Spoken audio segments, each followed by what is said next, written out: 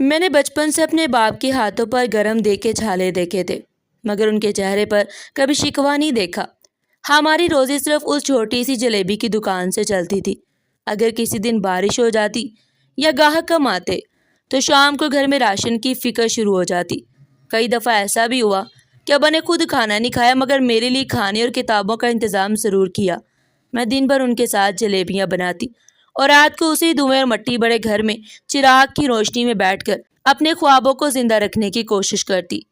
میرا باپ جلیبیاں بناتا تھا اور میں گھر پر رہ کر ان کی مدد کرتی تھی۔ صبح اذان سے پہلے ہماری آنکھ کھل جاتی، ابا آٹا گوندتے، دیچکی میں چاشنی تیار کرتے اور میں چولہے کے پاس کھڑی ہو کر صفائی کرتی، میدا گوندتی اور جلیبیاں نکالنے والا کپڑا تیار کرتی۔ ہمارے گھر کے ساتھ ایک چھوٹی سی دکان تھی جو برسوں سے ابا کی محنت کا سہارا بنی ہوئی تھی۔ محلے والے انہیں عزت سے جانتے تھے، مگر کچھ لوگ ایسے بھی تھے جو ہمیشہ ان کے پیشے کا مذاق اڑاتے رہتے۔ ان کے نزدیک جلیبیاں بیچنے والا آدمی کبھی عزت دار نہیں ہو سکتا، مگر میرے ابا ہمیشہ مسکرا کر کہتے، بیٹی، رزق حلال میں کبھی شرمندگی نہیں ہونی چاہیے۔ انسان کا کام چھوٹا بڑا نہیں ہوتا، نیت چھوٹی بڑی ہوتی ہے۔ میں ان کی یہ بات دل میں بٹھا لیتی، مگر جب کبھی کسی کی طنز یا بات کانوں میں پڑتی تو میرا دل ضرور دکھ جاتا۔ میں پڑھنا چاہتی تھی، بہت آگے جانا چاہتی تھی، مگر ہمارے حالات ایسے نہیں تھے کہ کسی بڑی اکیڈمی میں ایڈمیشن لے سکوں۔ اسے میں نے گھر پر رہ کر خود ہی کتابیں جمع کی، پرانے نوٹس پڑھے، لائبریری سے کتابیں لاتی اور رات کے تک پڑھتی رہی۔ ابا سمجھتے تھے کہ میں عام مقابلے کے امتحانات کی تیاری کر رہی ہوں، مگر حقیقت تو یہ تھی کہ میں نے سب سے چھپ کر CSS کا فارم بھر دیا تھا۔ مجھے اب ڈر تھا کہ اگر ناکام ہو گئی تو ابا کو بہت دکھ ہوگا، اور اگر لوگوں کو پہلے سے پتہ چل گیا تو وہ پہلے ہی میرا مذاق اڑانا شروع کر دیں گے۔ اسے میں نے خاموشی اختیار کی۔ امتحان کے دن بھی میں نے یہی کہا کہ ایک سرکاری ٹیسٹ دینے جا رہی ہوں۔ ابا نے میرے سر پر ہاتھ رکھا اور دعا دی، بس اتنا کہا، محنت کبھی ضائع نہیں جاتی بیٹا۔ اس دن میرے دل میں عجیب سی ہمت پیدا ہو گئی تھی۔ امتحان ختم ہوا تو انتظار کا ایک لمبا طویل سلسلہ شروع ہو گیا۔ ہر گزرتا دن دل کی دھڑکنیں بڑھا دیتا۔ آخر وہ دن آ گیا جس دن نتیجہ آنا تھا۔ صبح سے ہی میرا دل بے چین تھا، میرے ہاتھ بار بار کانپ رہے تھے، موبائل بار بار کھولتی پھر بند کر دیتی، انٹرنیٹ چلتا تو سانس رک جاتی، بند ہوتا تو دل مزید گھبرانے لگتا۔ ابا آج بھی معمول کے مطابق دکان پر جلیبیاں تل رہے تھے۔ میں بھی ان کے ساتھ کھڑی گاہکوں کو جلیبیاں تول رہی تھی، مگر میری نظریں ہر چند لمحوں بعد موبائل کی اسکرین پر چلی جاتی۔ ابا نے میری گھبراہٹ محسوس کی تو مسکرا کر بولے، کیا بات ہے بیٹا، آج بہت پریشان لگ رہی ہو، کہیں اس سرکاری امتحان کا نتیجہ تو نہیں آنا؟ میں نے نظر چگا کر صرف اتنا کہا، جی شاید آج ہی آ جائے۔ ابا نے دعا دیتے ہوئے کہا، اللہ تعالیٰ تمہیں کامیاب کرے بیٹی۔ اتنے میں سامنے سے ابا کے پرانے دوست کریم چچا دکھائی دیے، مگر آج وہ اکیلے نہیں تھے، ان کے ساتھ ایک ڈھول والا بھی تھا۔ جیسے وہ دکان کے سامنے پہنچے ڈھول بجنے لگا، پورا بازار چونک کر ہماری طرف دیکھنے لگا۔ میں حیران رہ گئی، یہ کیا ہو رہا ہے؟ ابا بھی گھبرا کر کریم چچا سے بولے، ارے بھائی خیر تو ہے، یہ ڈھول کیوں لے آئے؟ کریم چچا نے مسکرا کر کہا، آج خوشی کا دن ہے، خوشی منانی چاہیے۔ ابھی وہ پوری بات بھی نہیں کر پائے تھے کہ آس پاس کی دکانوں والے جمع ہونا شروع ہو گئے۔ کسی نے ہنس کر کہا، لگتا ہے بیٹی کو خاک روب کی نوکری مل گئی ہے، کسی خوشی میں ڈھول بجوا دیا۔ دوسرا آدمی بولا، ارے جلیبیاں بیچنے والے کی بیٹی اس سے بڑی نوکری کرے گی بھی کیا۔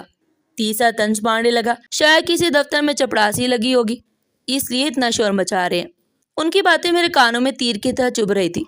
میں نے نظریں جھکا لی، ابا خاموش کھڑے تھے، مگر ان کے چہرے پر دکھ صاف نظر آ رہا تھا۔ وہ کبھی میری جانب دیکھتے، کبھی ان لوگوں کی طرف، مگر جواب نہیں دیتے، کیونکہ وہ جانتے تھے کہ غریب آدمی اگر جواب دے بھی دے تو لوگ اس کی بات نہیں سنتے، بلکہ مزید مذاق اڑاتے ہیں۔ میری آنکھوں میں آنسو بھر آئے۔ میں دل ہی دل میں دعا کرنے لگی، یا اللہ آج مجھے رسوا نہ کرنا، اگر ناکامی لکھی ہے تو یہ دن جلدی گزر جائے۔ اچانک بازار کے دوسرے سرے سے دو بڑی سرکاری گاڑیاں ہماری طرف آتی دکھائی دی۔ دونوں گاڑیوں کے شیشے کالے تھے، ان پر سرکاری نمبر پلیٹیں لگی ہوئی تھی۔ پورا بازار حیرت سے انہیں دیکھنے لگا۔ گاڑیاں سیدھی آ کر ہماری دکان کے سامنے رک گئی، ڈھول کی آواز بھی رک گئی، سب لوگ خاموش ہو گئے۔ ایک لمحے کے لیے ایسا لگا جیسے پورا بازار سانس روک کر کھڑا ہو۔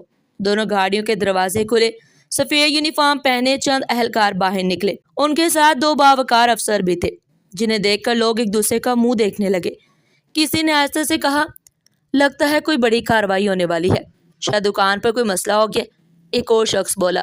میں نے کہا تھا نا اتنا شور نہ مچاؤ، اب دیکھو سرکاری لوگ آ گئے۔ ابا کے چہرے کا رنگ بدل گیا، وہ گھبرا کر میری طرف دیکھنے لگے، جیسے سوچ رہے ہو کہیں انجانے میں کوئی غلطی تو نہیں ہو گئی۔ میں بھی سہم گئی، مگر اگلے ہی لمحے ان افسروں میں سے ایک سیدھا میری جانب بڑھا اور نہایت ادب و احترام سے بولا، کیا آپ کا نام رمیسا ہے؟ میرا دل زور زور سے دھڑکنے لگا۔ میں نے ہلکی آواز میں کہا، جی میرا ہی نام رمیسا ہے۔ اس نے مسکرا کر میرے سامنے ہاتھ بڑھایا اور کہا، مبارک ہو، آپ نے CSS کا امتحان نہ صرف پاس کیا ہے بلکہ نمایاں پوزیشن بھی حاصل کی ہے۔ بازار میں ایک دم خاموشی چھا گئی۔ جن لوگوں کے منہ ابھی چند لمحے پہلے طنز سے بھرے ہوئے تھے وہی لوگ حیرت سے مجھے دیکھنے لگے۔ ابا نے پہلے میری طرف دیکھا، پھر اس افسر کی طرف، جیسے انہیں یقین ہی نہ آ رہا ہو کہ ابھی جو الفاظ انہوں نے سنے وہ حقیقت ہیں۔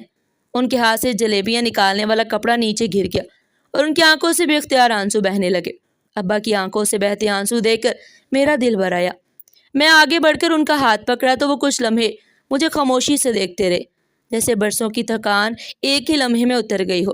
ان کی زبان سے صرف اتنا نکلا، میری بیٹی نے میرا سر فخر سے بلند کر دیا۔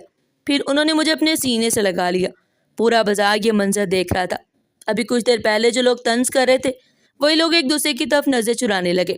سرکاری افسر نے خوبصورت گلدستہ میری طرف بڑھایا اور کہا، آپ نے نہ صرف اپنے خاندان بلکہ پورے شہر کا نام روشن کیا ہے۔ ہمیں حکم دیا گیا ہے کہ آپ کو عزت کے ساتھ لے کر چلیں کہ زرعی انتظامیہ نے آپ کے اعزاز میں تقریب رکھی ہے۔ دوسرے افسر نے ابا سے ہاتھ ملاتے ہوئے کہا، چچا آپ واقعی خوش نصیب ہیں، آپ نے ایمانداری کی کمائی سے ایسی بیٹی کی پرورش کی جسے ثابت کر دیا کہ خواب غربت کے محتاج نہیں ہوتے۔ یہ سن کر ابا پھر رو پڑے، مگر اس بار ان کے آنسو کمزوری کے نہیں بلکہ خوشی کے تھے۔ کریم چچا نے زور سے ڈول بجانے والے کو اشارہ کیا اور بازار ایک بار پھر ڈول کی آواز سے گونج اٹھا، مگر اس بار کسی کے چہرے پر مذاق نہیں تھا، ہر طرف حیرت اور احترام تھا۔ جن دکانداروں نے بھی کچھ دیر پہلے کہا تھا کہ شاید مجھے خاکروب کی نوکری ملی ہے، وہی آہستہ آہستہ میرے قریب آنے لگے۔ ایک شخص نے شرمندہ ہو کر کہا، بھائی ہمیں معاف کر دو، ہم نے بغیر سوچے سمجھے باتیں کی۔ ابا نے مسکرا کر جواب دیا، معافی مانگنے کی ضرورت نہیں ہے، انسان کی اصل پہچان اس کی زبان سے نہیں وقت سے ہوتی ہے، وقت خود سب کو جواب دے دیتا ہے۔ ان کے الفاظ سن کر کئی لوگوں کی آنکھیں نم ہو گئی۔ میں نے پہلی بار محسوس کیا کہ عزت دولت سے نہیں کردار سے ملتی ہے۔ سرکاری گاڑی میں بیٹھنے سے پہلے میں نے دکان کی طرف دیکھا جہاں چولہے پر چاشنی ہلکی آنچ پر رکھی ہوئی تھی، جلیبیوں کی خوشبو پورے ماحول میں پھیلی ہوئی تھی۔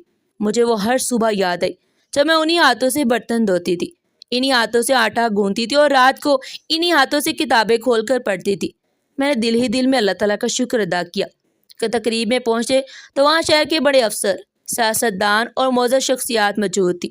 مجھے اسٹیج پہ بلایا گیا تو سب لوگ کھڑے ہو کر تالیاں بجانے لگے۔ ایک افسر نے اپنی تقریر میں کہا، آج ہم ایک ایسی بیٹی کو خراج تحسین پیش کر رہے ہیں جس نے یہ ثابت کر دیا کہ کامیابی صرف بڑے گھروں کی میراث نہیں ہوتی، اگر ارادہ مضبوط ہو تو جلیبیاں بنانے والے کی بیٹی بھی ملک کی اعلیٰ ترین سروس میں جگہ بنا سکتی ہے۔ پھر انہوں نے ابا کو بھی اسٹیج پہ بلایا۔ ابا گھبرا رہے تھے، وہ کبھی اتنے بڑے مجمع کے سامنے نہیں گئے تھے، مگر جب وہ میرے ساتھ اسٹیج پر پہنچے تو پورا حال ایک بار پھر تالیوں سے گونج اٹھا۔ میزبان نے ان سے پوچھا، آپ اپنی بیٹی کی کامیابی کا راز کیا سمجھتے ہیں؟ ابا نے بہت سادگی سے اور بہت سمپل جواب دیا، میں نے اسے صرف 2 چیزیں دی ہیں، حلال کا نوالہ اور دعا، باقی سب اس کی محنت ہے۔ ان کا یہ جواب سن کر کئی لوگوں کی آنکھیں نم ہو گئی۔ اگلے دن ہماری کہانی اخباروں میں چھپی، ٹی وی چینل والے بھی انٹرویو لینے آئے۔ محلے کے وہ بچے جو پہلے ہماری دکان کے سامنے کھڑے ہو کر مذاق کرتے تھے اب اپنے والدین کے ساتھ آ کر میرا ہاتھ ملاتے، ہمیں بھی پڑھنا ہے۔ ہماری چھوٹی سی دکان لوگوں کے لیے مثال بن گئی۔ دور دور سے لوگ صرف ابا سے ملنے آتے اور ان کے ساتھ تصویریں بنواتے۔ کئی لوگوں نے مشورہ دیا کہ اب دکان بند کر دے، اب آپ کی بیٹی بڑی افسر بن گئی ہے، مگر ابا نے ہنس کر کہا، یہ دکان میری عزت ہے، میں نے اسی سے اپنی اولاد کو پالا ہے، اسے چھوڑنے میں کیسی بڑائی ہے۔ ان کی یہ بات میرے دل میں ہمیشہ کا نقش ہو گئی۔ چند ہفتوں بعد میری تربیت شروع ہو گئی، نئے لوگوں سے ملاقاتیں ہوئی، نئی ذمہ داریاں ملی، مگر میں نے کبھی اپنی پہچان نہیں چھپائی۔ جب بھی کوئی پوچھتا آپ کے والد کیا کرتے ہیں، میں پورے فخر سے جواب دیتی، میرے والد جلیبیاں بناتے ہیں۔ کچھ لوگ چونک جاتے مگر پھر مسکرا دیتے کیونکہ انہیں میرے لہجے میں فخر محسوس ہوتا۔ ایک دن میں ترتیب سے چھٹی لے کر اچانک دکان پر گئی۔